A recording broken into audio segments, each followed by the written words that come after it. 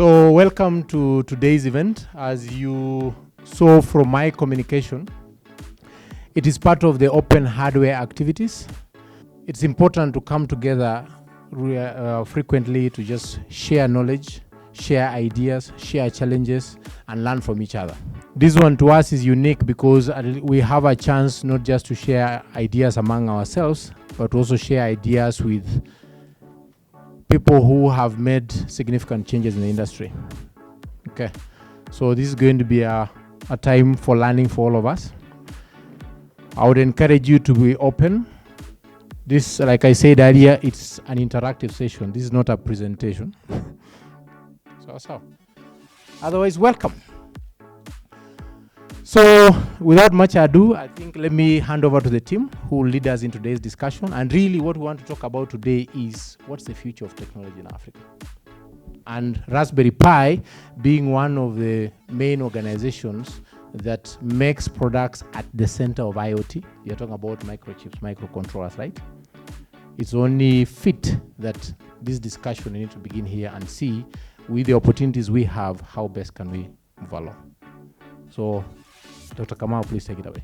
Thank you very much. Let's give Roland a round of applause. Thanks, Roland. So, and thanks to all of you. It's a wonderful thing to have you here. We talk about the future of Africa. I feel as if I'm looking at it when I look at you. And it's fantastic to be able to host the CEO and top leadership of Rasberry Pi because it's iconic for the kind of things that we're trying to do within Gearbox and within the group of companies that we have here. And so I think all of you being here is really a testament to how you see the future in terms of your own lives, where you are in terms of your own sort of your path in terms of being able to develop products that we need on the continent. Dr. Upton, I'd like to just begin very briefly. I've read your story, I've listened to you speak about your own path, but I'd like everybody just to hear what gave rise to the creation of Rasberry Pi as a product. I've been telling the story of Raspberry Pi for a long time, and on some level the dispiriting thing is that I founded Raspberry Pi X years ago. X continues to increase to very, very large numbers now. So I mean, Raspberry Pi is something that has its I guess its genesis in the very, very early years of this century, actually. So I was born in 1978. So I'm an old man now, and I grew up in the 1980s with this generation of programmable hardware, right? You know, I had first in my classroom at school, and then on my desk in my bedroom, I had a machine called the BBC Micro, which is it's an iconic machine, certainly in Britain. It was another one of these, one of the things we're proudest about with Raspberry Pi is it's a British success story that's making an impact outside the UK. Very, very many British technology stories stop at the English Channel. You know, we really have always struggled to build global technology organizations in Britain. I was lured into software engineering, tricked into becoming a software engineer by the ambient presence of programmability in my environment. And I ended up at Cambridge studying computer science. I ended up teaching at Cambridge. And in that transition from being a student at Cambridge to being a teacher at Cambridge, I sort of saw this other transition, this transition out in the world, and that was a transition from children having access to ambient programmability to children not having access to ambient programmability. And there were lots of instantiations. This is this replacement of general purpose computing. General purpose computing is amazing, right? And the general purpose computer is the most powerful tool for change, individual change, corporate change, countrywide global change that mankind's ever produced, right? It's an incredible piece of hardware. But what we've seen over the course of my lifetime is the replacement of general purpose computers with special purpose computers, what we call appliances. And the emblematic replacement was the replacement of those 8-bit microcomputers that I had as a child with games consoles. And you go from a world where people are playing computer games on programmable hardware to a world where people are playing computer games on non-programmable hardware. And so that accidental ambient programmability of my childhood went away. And what we saw at Cambridge over the 10 years between me arriving there in 96 and me doing the first things that you could describe as Raspberry Pi in 2006 was a catastrophic decline in the number of young people applying to study computer science. And that's because there was no path in anymore. We talked earlier about the fact we don't teach engineering at school. And so all engineering subjects suffer in the UK, suffer from a recruitment challenge associated with the fact that there is no formal way in, or at least historically there's been no formal way in at school. And if you take away the informal ways, then you have nothing left. And really what Raspberry Pi is a test of a very simple hypothesis, which is that if the disappearance of ambient general purpose programmable computing led to a decline in student numbers, if we reintroduce that sort of computing hardware into the world, maybe the students will come back. It's that simple. It's a very it started as a recapitulation of some of the values that we had that computing had when I was a child. It has had a positive impact on that in that very narrow sense of improving recruitment at the university in Cambridge. It's had substantial success in that narrow window. But I think probably it's been now, let's say, a 15, 16-year journey from that sort of those first murmurings of Raspberry Pi in 2006. But really, a lot of it has been a learning journey for us in terms of understanding both the other impacts that our tools can have, the impacts outside, so geographically different impacts, so that we can, something that we conceived of for Cambridge can have an effect elsewhere in the UK, something that for a while we were thinking of as a UK thing can have an impact globally, but also that the general purpose computing, that the rebirth, the re-emergence of ambient general purpose computing can have other societal impacts that we hadn't imagined. And just to kind of pick one of those, that's really the entrepreneurship aspect of the Raspberry Pi story, that we are entrepreneurs ourselves. Most of us who were involved in founding it were entrepreneurs before. Raspberry Pi, of course, is an entrepreneurial organization, but what we're proudest of, outside of our impact and our core mission, what we're proudest of is that Raspberry Pi has started to become a platform, and we've seen it quite a lot. We've seen a lot of that here today.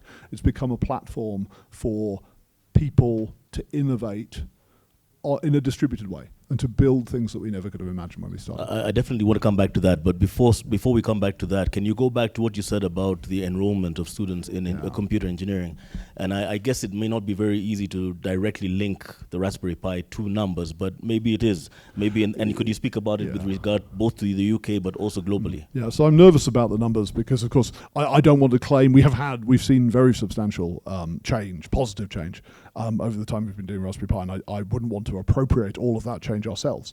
One of the exciting things about Raspberry Pi actually is that one of the things that sustained us on our journey is the number of other people who've been trying to solve the same problem in different ways at the same time, and so we have to. So I'll give you the numbers with that caveat. So we had 600 applicants to study computer science at Cambridge in 1999, which was our peak. That was a combination of that, the tail of that, the trailing edge of that home computing revolution that I spoke about, and also the general sense in the late 1990s and the dot-com boom that it was a meal ticket. So that's not entirely positive, but certainly led to good numbers. 600 applicants. 200 applicants by 2008. I mean, this is a catastrophic. That was the year we incorporated the foundation. It's a catastrophic decline. And since then, last year, I think we had 1,500 applicants. So you've seen a hard rebound. One of the big challenges, just like one interesting statistic about that, one of the challenges that we often have is gender balance in engineering, and we continue to suffer from a gender imbalance in our applicant pool at Cambridge. One of the things is the increase in the raw numbers has been so large that even with an imbalance, even with poor gender balance, we now have more women applying to study computer science at Cambridge than we had total applicants in 2008. And that's been a powerful engine for allowing the university to do something about its gender balance without sacrificing the quality of its intake. And the example I have is a little girl who's saying to her teacher, I find this maths too hard. There's a 5-year-old girl, and the book I buy for that is Embedding, and I lied to her, and she's learning to read now, which is all because I've been lying to her for 2 years while I've been reading this book to her, and I've been saying something else about what's in that speech bubble. So one day she'll learn to read, and then she'll be exposed to it. So our society ambiently tries to brainwash people into thinking that engineering and mathematics subjects are for boys. But then we see in the UK at 16, where people have their first meaningful choice of subjects. That's the point where that ambient feeling about mathematics crystallizes into a differential applicant ratio. So you then end up with, at 16 to 18 in school, more boys, and then when you go to university, it's more, and then when you go into the workforce, it's more, and then when you see people making the choice about whether to return to the workforce after having children, it's all of these filters. And so by the time you get to a 40, 50-year-old senior engineers, it's very skewed. And so kind of, the Raspberry Pi Foundation, it's empowered to intervene probably in those first two filters, the 9 to 13 filter, which is very, very valuable. If you can engage with somebody at 9 years old and keep them going to 13, you've probably got through the first filter, but then doing something at that 16 to 18 filter as well. I would like to take a step back and ask, why design a chip, right? Why design a chip? There's a whole host of chips out there on the world. Why go down to the chip level? I'll give a business model answer to the question and a technical answer to the question. When we looked at other people who were building chips, so this is RP2040. The chip we're talking about here is RP2040, the chip that's at the heart of the Raspberry Pi Pico and Pico W products, and also that we are. I mean, I know you have people. We've met people this morning who are designing compute products today using the RP2040 chipset. Why did we do it? Well, when we looked at other friends of ours who were in this space, the challenge with using merchant silicon, a business challenge with using merchant silicon, is you mentioned earlier this challenge with sending your IP off to be manufactured. If your product only uses merchant silicon, then it's very easily clonable. You have to exercise, you have to come up with other clever ways to ensure that you preserve the value of your own intellectual property. And so when we've met, friends of ours, say Arduino, who are very, very good friends, they've always struggled with the profusion of, they make these investments, they've made an amazing platform, but a lot of the value that they create is appropriated by clone manufacturers or is appropriated by people who, once they prototyped on Arduino, disintermediate them and go to Microchip and buy the merchant silicon and build their own products. And so we've always struggled to articulate a way that we could invest in build. We wanted to build a great software platform for microcontroller development, but it's hard to justify to your shareholder, obviously our shareholder is a charity, it's hard to justify to your shareholder spending millions of pounds on that if the results are going to be appropriated by somebody else. And so the lesson we drew from that is that the winner is the person who makes the silicon. The chipset manufacturer is where the value ends up. Who do Arduino create value for? They create a lot of value for Microchip. And so if we wanted to play in this space, we had to be the silicon manufacturer. So that's the business. That's the dry business answer. The engineering answer is it's enormously good fun making chips. I mean, it is the most fun, particularly if you're a little bit of a gambler like me, because it's a high stakes game. You spend, you do a lot of work in cubicle land, and then one day you press the button, and very undramatically, a few gigabytes of what we call GDS, which is effectively the pictures that you're going to use in the photolithographic process, or 50 masked layers of photolithographic material. So a few gigabytes of data, and let's say $1 million evaporates from your world, and everyone breathes in a little bit, and then 3 or 4 months later, a chip comes back, and maybe it works and maybe it doesn't. What would it take for somebody to start going down the chip development journey? And I'm saying this because we're seeing the start of this ecosystem in the country, right? We have design engineers, IoT engineers in this very room. We have SMT manufacturing in this very room. We have wafer fabrication in the country, right? And hopefully, if you have the time. I did not know that. Yes. I want to go and see that. So this tells us that there are opportunities that are coming up. 3 years from now, the opportunities for electrical engineers will be more than just designing a system. You could be designing a chip. Who knows where you could be? So as a student looking to see where do you want to end up, what is the path that you want to start on now to set yourself up to be somewhere where your skills will be in demand? It's interesting, right? Chip manufacture, chip design is, I always say it's almost impossible and very straightforward. So if you don't have, there are a number of specialties in chip design, from front end design to synthesis, layout, operations engineering. If you don't have design for testability, if you don't have a good person in each of those roles, it's impossible. If you do have a good person in each of those roles, or more than one good person in each of those roles, then it is straightforward isn't the right word. Straightforward is I struggle to find the right word for it, because straightforward is demeaning to the people involved because they are exceptionally talented. But it is professional. So it requires great engineering professionals to work at the top of their game every day for years. But that's okay, because that's what great engineering professionals do. So the question is, how do you become a great engineering professional in one of these roles? And it's a craft. It's not something we teach at university, except at the very, very highest and most primitive level. I remember learning VLSI design at university, learning to design an inverter or a NAND gate or something in CMOS logic. So you can teach it at the 1970s, very high level. The actual modern praxis of chip design, you do it by working in a chip team. So you do it by finding someone who's already doing it. You go work there, and then you bring your skills away. And that's how every one of our great engineers did this. The apprenticeship route, it doesn't have to be it can be a graduate apprenticeship route, but it is fundamentally always an apprenticeship. We have a guy, Liam Fraser, who works for us, who is, he's a graduate and he's an incredibly talented guy.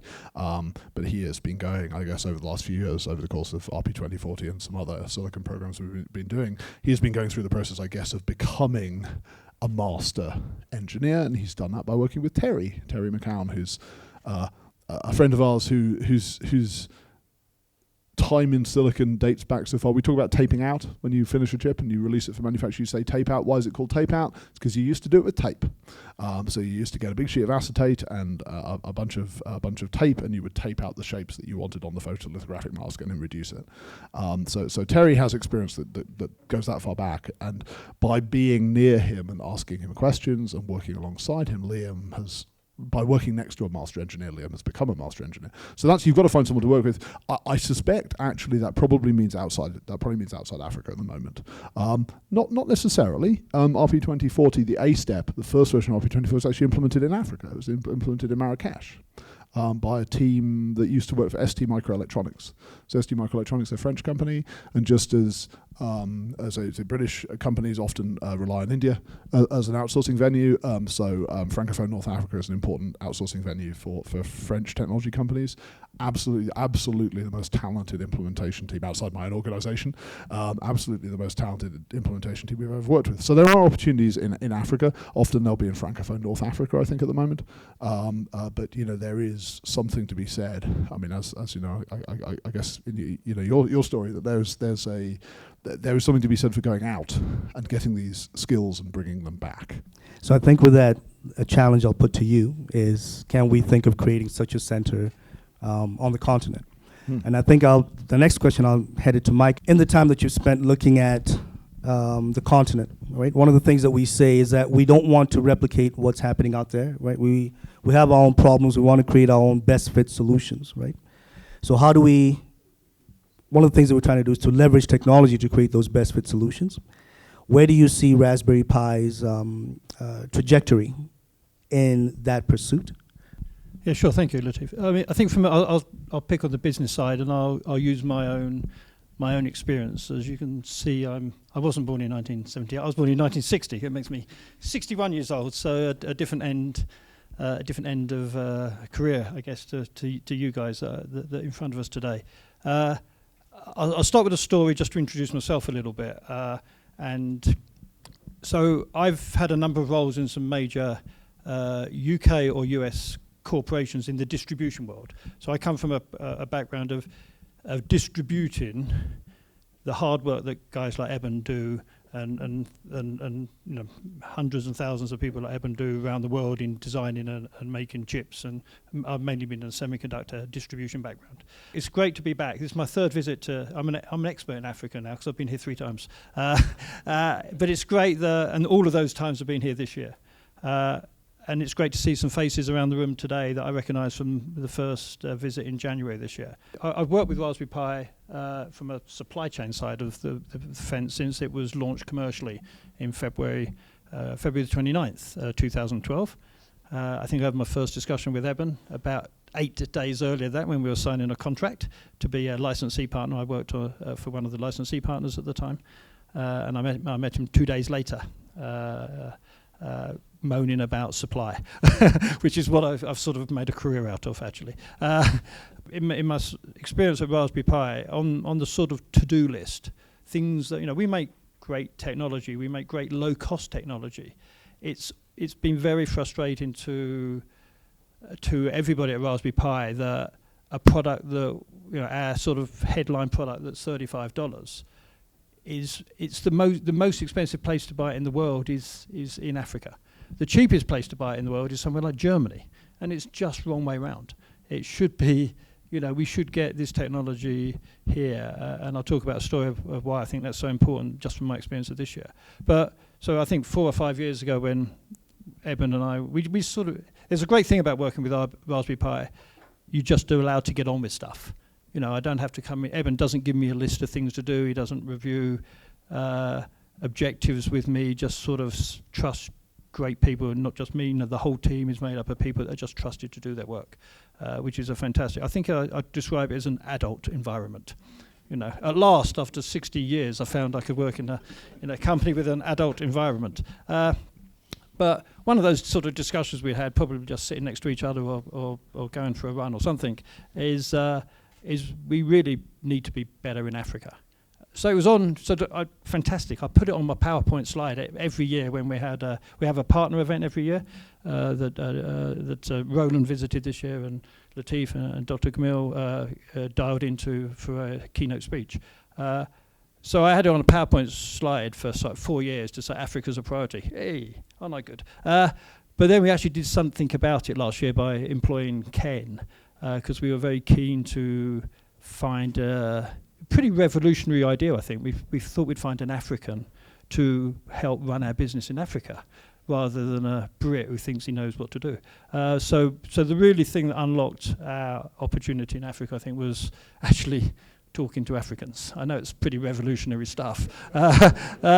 So Ken joined us in May last year, and we agreed some very sort of basic, our sort of remit and mantra that Ken and I sort of work. Let's just get the basics right first.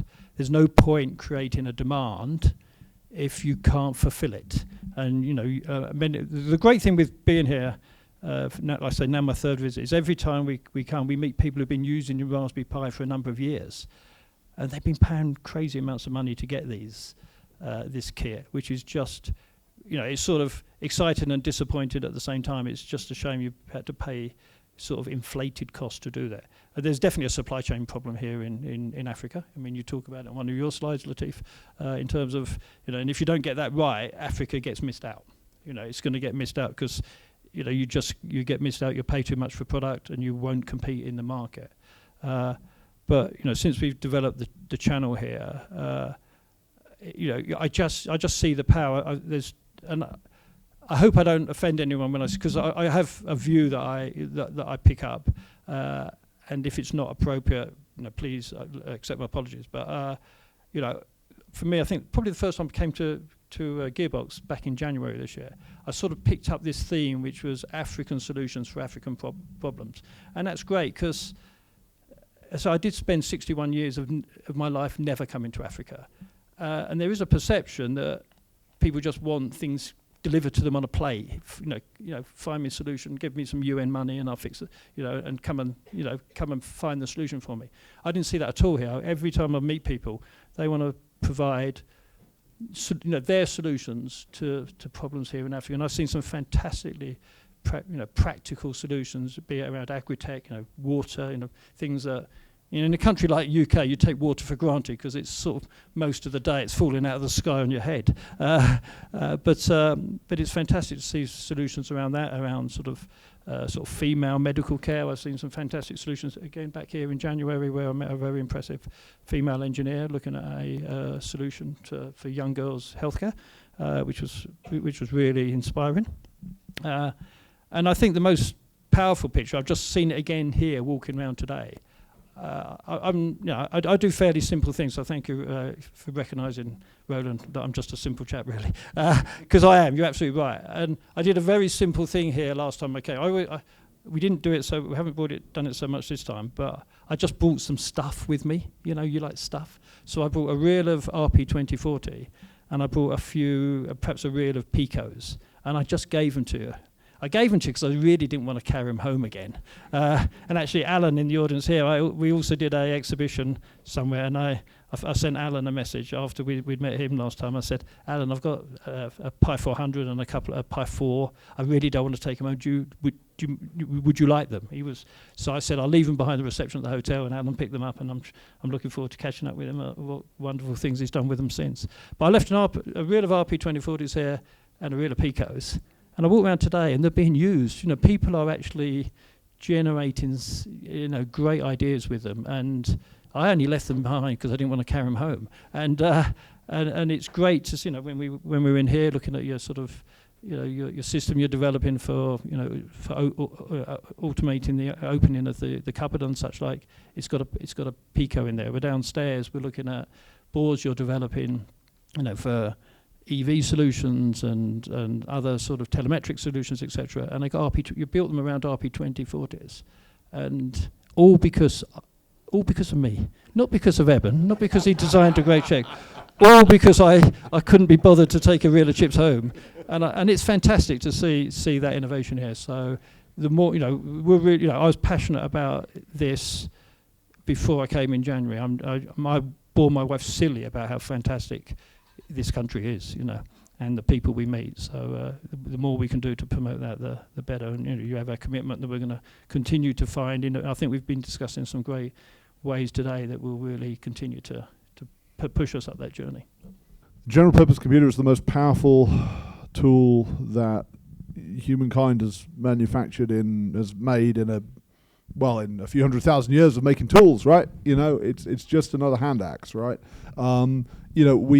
We make tools, and we make the tools available. So tools have to exist, and they have to be good. They have to be good enough, actually. They don't even need to be good. They need to be good enough, and they need to exist. And of those things, existing and being available is actually more important than being good. Now, we think we have some good tools.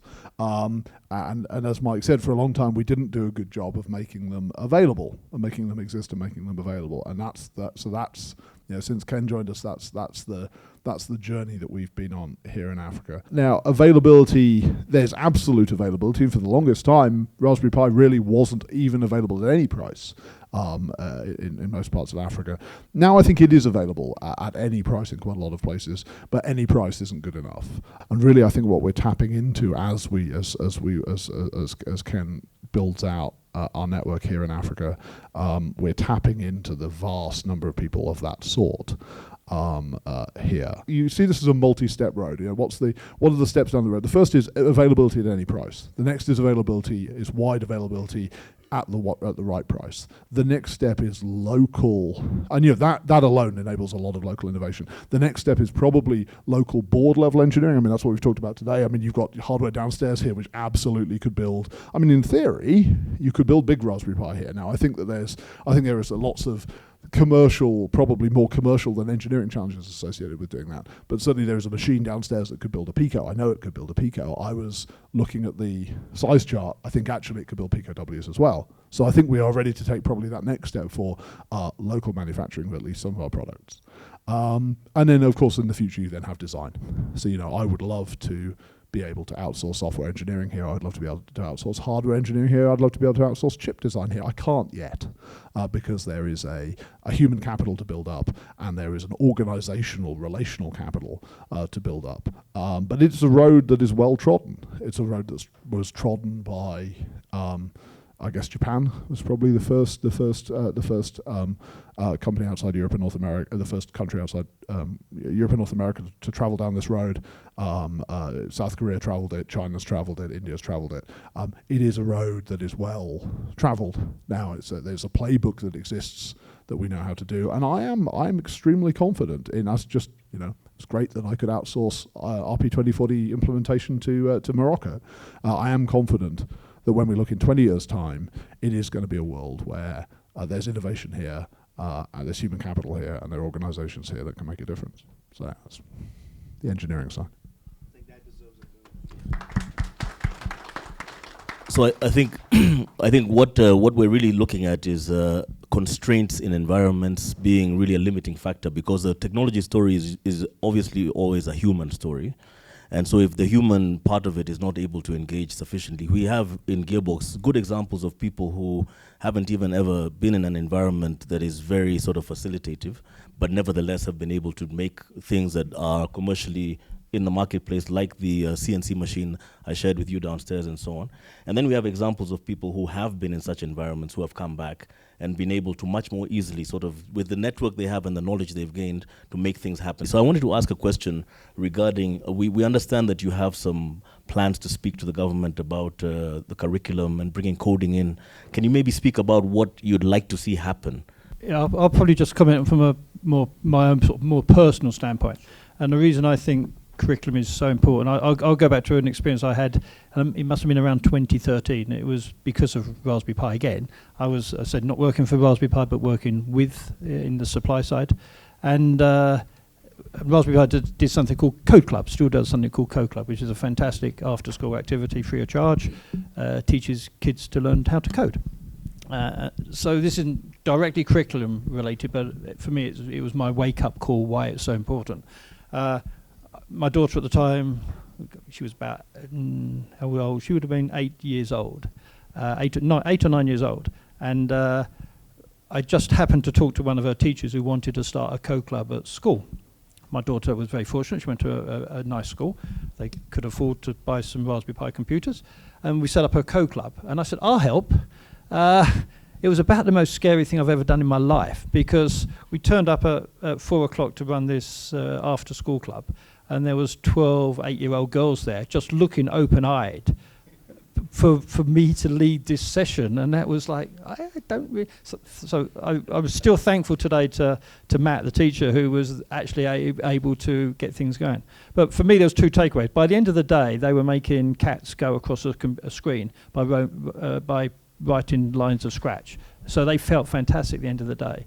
The real eye-opener to me, though, was there was 12 girls there in a school of 90, in a school year of 90. So, you know, where were the other 78? And so this was 12. Well, one of them was there because their dad was running it. 11 of them were there because I guess their parents thought it was cool, or it was quite cool at the time. But 78 there were not there for other reasons. So whilst things like clubs and after-school activities can get you so far, you have to get it on the curriculum so everybody has the chance to get into this industry. You know, computer science, be it, or you don't necessarily get into computer science. You just learn that making stuff, particularly for girls, because I have 3 children, they're all girls. You know, actually making stuff can be quite cool, making things happen, you know, doing things that make something else happen somewhere else across the room in another country or something. So actually it was sort of eye-opening to me that day that said, if this isn't on the curriculum, then it will only be 10% of the population will ever get this chance. And not everybody wants to be a computer programmer or an engineer, but everybody should have this chance to make that mind up for themselves, rather than never even have that opportunity. So you know. So the target is to actually get the government to put it into the curriculum for schools. Yeah. But you're not really looking at the university level at this point, or is that part of it as well? Raspberry Pi itself, so in the foundation side, we really got to about 17 or 18, I guess, yeah. So we don't look at the university side of it, though there's clearly some work needed to be done. I think Eben spoke very well, obviously, earlier about the work that Raspberry Pi has done in the last 10 or 15 years, but sort of publicly the last 10 and a half years, has been to generate the enthusiasm to get people to apply for university. So create the demand, or actually recreate the demand, not create the demand. Yeah. Great. So I think this is a good segue to move to the audience. From my eyes, Africa, as much as Latif said, we need to innovate solutions that are solving African problems. In my eyes, I see innovation as either being vertical or horizontal. Vertical innovation is for the West, it's for America, it's for Western Europe, because you want to come up with something new, something great. You don't come up with the next Raspberry Pi. You have to come up with something great that is different from Raspberry Pi. But in our African context, I think to solve African challenges, we have to overcome 2 things: cost and time to market. And that is where horizontal innovation comes in. Like, how do we duplicate? Not really duplicate, because then that will be going the China way of copying patent.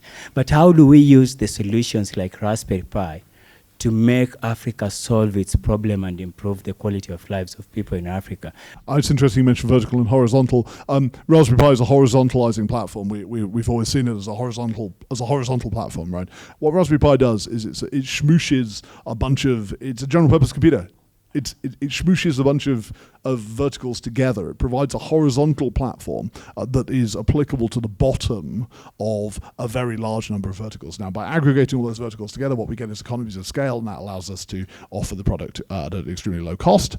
And having offered a product at low cost, which is applicable as the base of a bunch of verticals, we can then, we win from a commercial and a mission point of view, and people who choose in those verticals to adopt Raspberry Pi as the foundation for their innovation win, because they get access to a low-cost platform, and they also can focus on the differentiating value add, which is often software actually, the differentiating value add elements of that are specific to their vertical.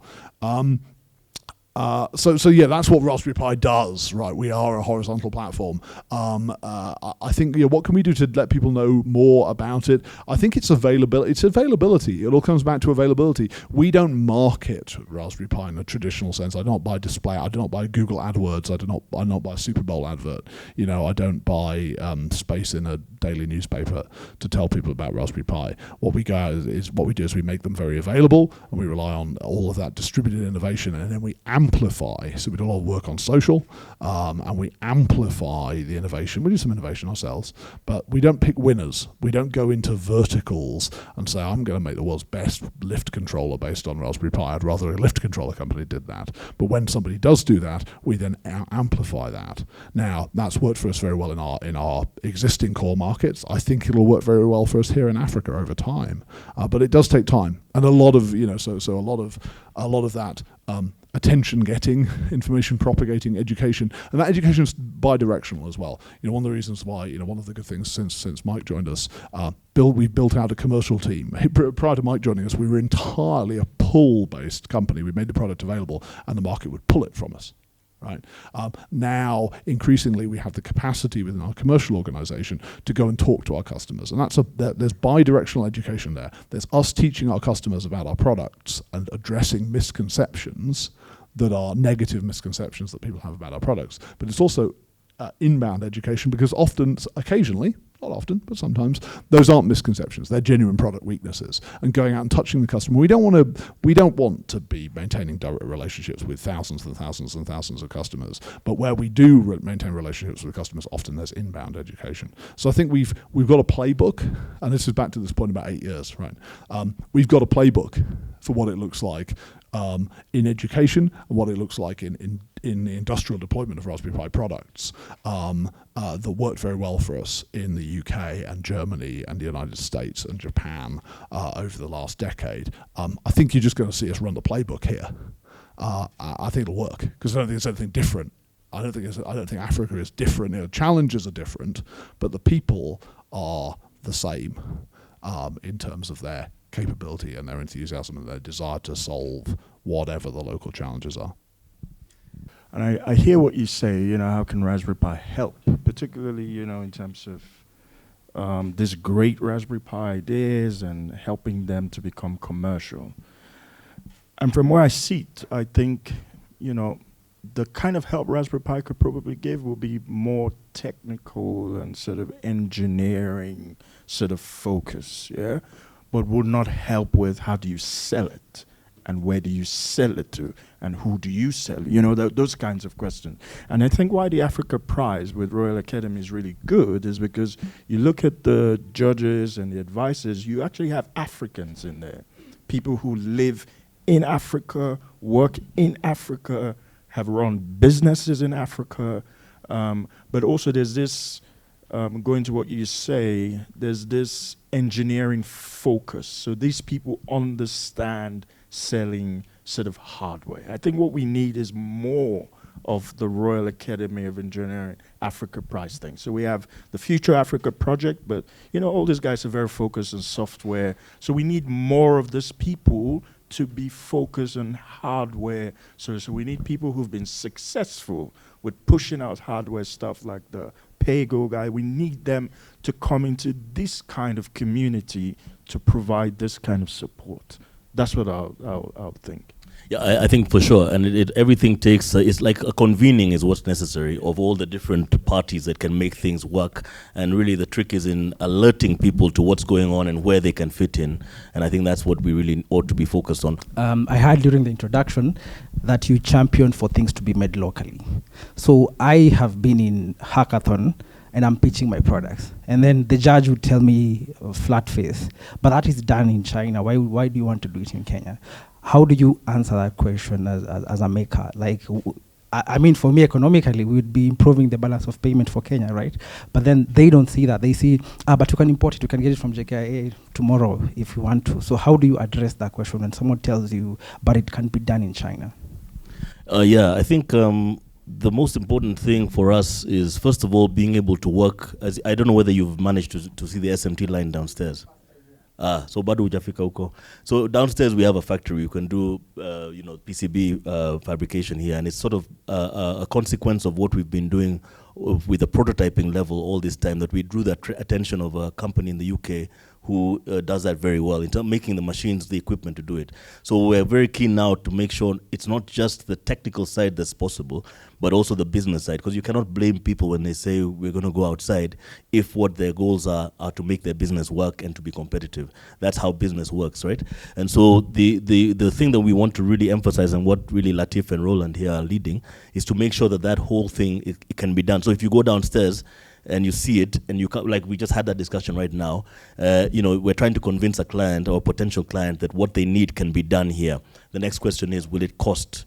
Will it be cost effective? Will it be competitive? So we work on that by making sure that we're as efficient as possible.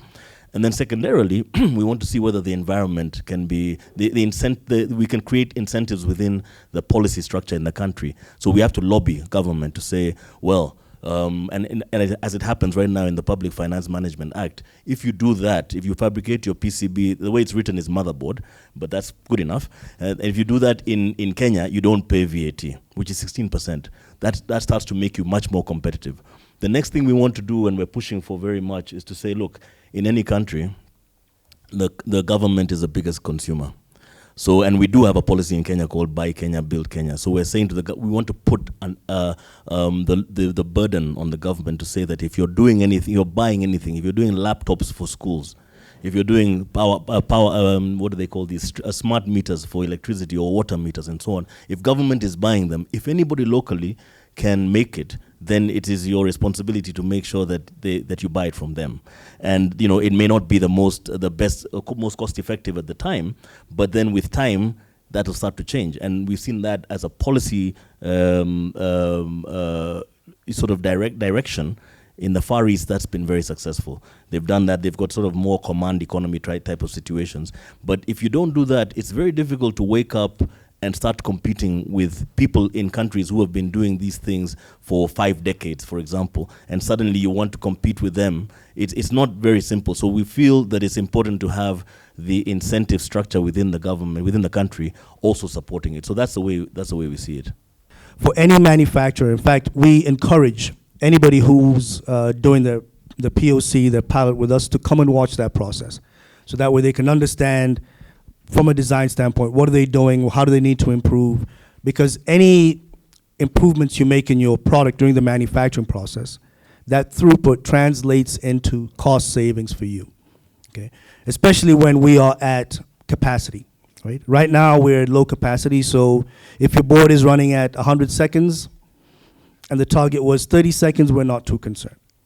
But when we're at full capacity and your board is at it's slated to run at 35 seconds, but it's running at 45 seconds, and that 10-second difference is due to a design change, we will tell you, if you want to manufacture with this, the cost goes up, because you're essentially buying manufacturing time on the line, right? So that way, if you watch that process, you can make those changes and improve the throughput of your product and reduce your manufacturing cost. That process is critical. And from the journey standpoint, where we're seeing between now actually from the beginning of the year, the market was at POC, very small pilots. We're seeing a lot more companies now moving into larger and larger pilots. And this is just in the space of 1 year. So when we look and project and say, where will we be 3 years from now? This market, from a hardware perspective, is growing extremely rapidly. So it's an exciting place, and you have to build the capability to be able to leverage what is coming next. You can't go from where we are now to be like Singapore in 2 years. You can't. But you have to build that capacity. And what we're doing here is building that capacity.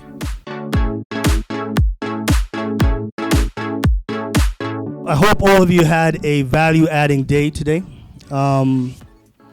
We had a very special guest with the Raspberry Pi CEO, and he had a lot of good things to say. And just to let you know what will be happening in this space over the next 2 years is going to be remarkable. So what you are doing right now, learning these skills, you'll be able to put them to use commercially, to grow as a startup, to grow professionally in your own areas. Finally, from this community, we're planning to have one final event at the end of this year, probably around December. And this event will be to showcase what you guys have done as developers, as design engineers, with the skills that you've learned. And what we're looking for is to showcase and honor those people who've created something special. And that can be a lesson for all of us to see how we can go. So that will happen sometime in December. And also just to say thank you to the community. But with that, I'd like to say thank you again for coming. Keep learning. Keep innovating, because you don't know where you'll be 3 years from now. You're just preparing for that opportunity. When it comes, you'll be prepared. So do that.